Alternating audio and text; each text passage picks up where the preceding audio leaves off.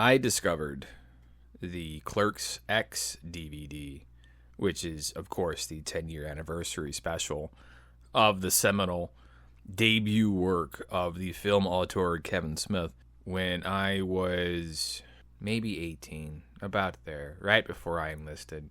And we were living in Kalamazoo, Michigan, in one of those apartment complexes that seem to connect to another apartment complex that connect to another apartment complex. There's like an endless catacomb of apartment complexes. And there was this used DVD store that was a few blocks down the street. And I go there and I buy used DVDs. And I bought the 10-year anniversary edition of Clerks.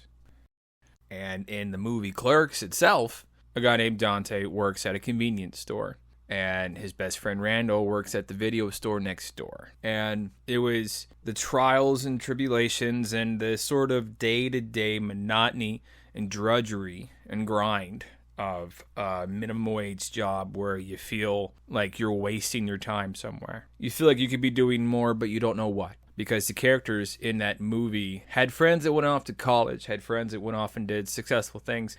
And the main character of Dante is most acutely aware of this because he's dating a young woman named Veronica who's driven, who's focused, who knows she's going somewhere, knows what she's worth. But she loves this sad sack who spends his days behind a convenience store counter. And she's trying to bring him along with her because she knows she's going somewhere special. And Dante knows he's going nowhere very fast. Veronica is desperate to get him enrolled into her college, to get a direction, to get a voice in his life, some sort of agency. And he's afraid to even look at himself to the point where he can know what he wants. Because if he knows what he wants, then he could fail. And that really goes into a lot of the insecurities of your 20s, because while Dante is dating Veronica, he's having secret late-night phone calls to his ex-girlfriend, Caitlin Bree. She's his manic pixie dream girl long before that term ever existed, with all of the good feelings that a girlfriend gives you, but none of that pesky hard work. All of the negatives are gone. There's no chance to screw it up because it doesn't really exist. But this is also because she has a fiancé. She's in the same space Dante is, where she's approached with a real, legitimate prospect for her future, and she's afraid. So she's running away to a fantasy. That fantasy for her is Dante. And in your early 20s, it's so much easier to live in the fantasy. Caitlin offers him a look back into his past before he became just a convenience store clerk, when life had more potential, when there was more possibility in high school for him. Veronica is a sobering look at who he is. It's a reflection. It's a mirror held up to his face, and it shows all of his faults, and he can't look the devil in the eye. He has to look away to Caitlin, because when she comes back into town to run away from her engagement and starts chasing after her fantasy, her memory from the past, her Dante, he wants to date her. And she tells him, "It's just the shock of seeing me after 3 years. You'll get over it." He tells her, "Can we talk?" And then she says the key word is talk. The conception of us dating is a lot more idyllic than the reality. Later on, Dante confesses that he isn't the type to make the change in his life. He's scared to move, to ask for what he wants. After Veronica learns of his indiscretions, she breaks up with him and yells at him and says, "You don't know what you want." Throughout the movie, his catchphrase is, "I'm not even supposed to be here today." He was called in on his day off by a boss that doesn't respect him into a job that he doesn't like. And he doesn't go where he wants to go. He doesn't tell the person no. He does it anyway. But there's a question in his statement when he shouts frustratingly to the world, "I'm not even supposed to be here today." He's not supposed to be stuck where he is. He's not supposed to be languishing behind a convenience store counter. He's meant for more. He knows in his heart he's meant for more, but he's too afraid to go looking for it. He's not supposed to be there today. But where else would he go? And at the time, this was before I enlisted in the military, I was feeling very lost, and I didn't know what direction to take. I was told that having a direction was important, but I didn't understand why. So seeing that similar sort of which way do I go, what do I do reflected in a movie was kind of nice. It was like, oh, I'm not alone here. And my brother and I would go to this little pizza shop, and then we'd take just reams of lined paper with us, and we'd write. We would just sit there and write for hours. And then we'd order more pizza and drink more soda, and we'd spend all of our money there when we didn't spend it at the movie store. And sometimes we'd watch Clerks, and then we'd just kind of pretend that we were the characters, right? It was kind of a real nerdy, real fanboy affair sort of thing. And it made sense because that was the world I lived in, was kind of dead-end minimum wage jobs, because you knew that there were other sorts of jobs out there. I was told they existed. I didn't have the first clue how to get them.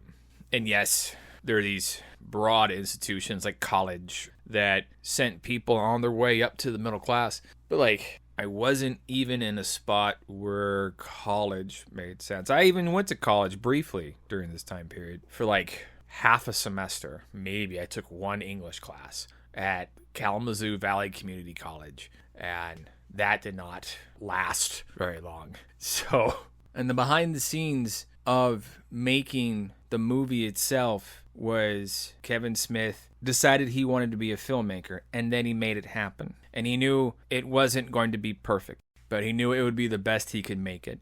And so he decided he was going to make it, and then he was going to learn what he could, what he needed to at Vancouver Film School. And then he came back to Jersey and then got everybody he knew and got as much money as he could get his hands on and made it on a shoestring by the skin of his teeth. And he put it out there, and he did it, and he finished a piece of art with his friends, because there's nothing better than making art with your friends.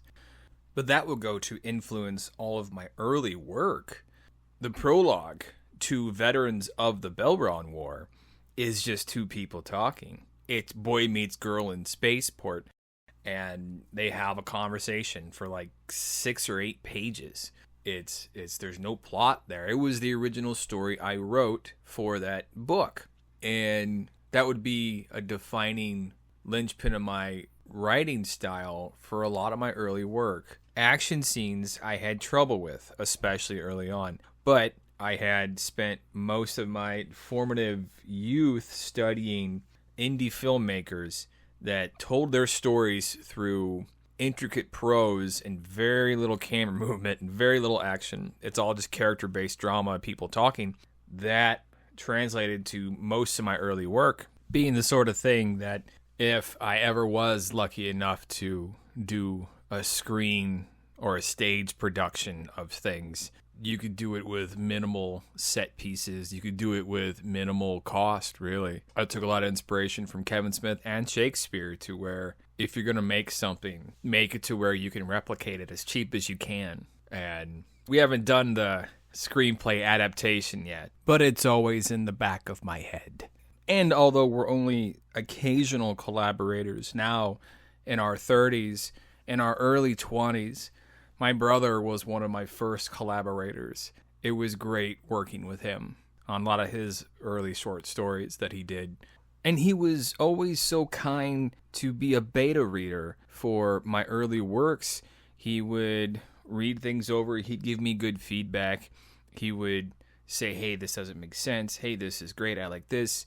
He believed in me. And his belief was one of the pieces that helped me push the ball up the hill. Having people believe in you, investing in you, working with you will keep you going, will make you conquer the world. And he helped me do that. And I can't thank him enough. And I didn't have any money, but I knew how to write. I had a couple of good stories. And inspired by Kevin Smith's example, I collected people and then found ways to take books and bring them to market as cheaply as possible.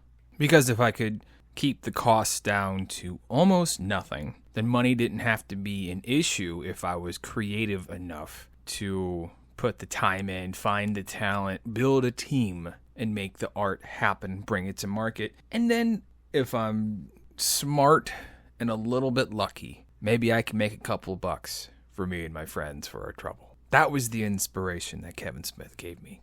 His single-minded determinism to finish something, to create something, doesn't matter if it's going to be successful or not, just make it, showed a lot of people, myself included, that it could be done.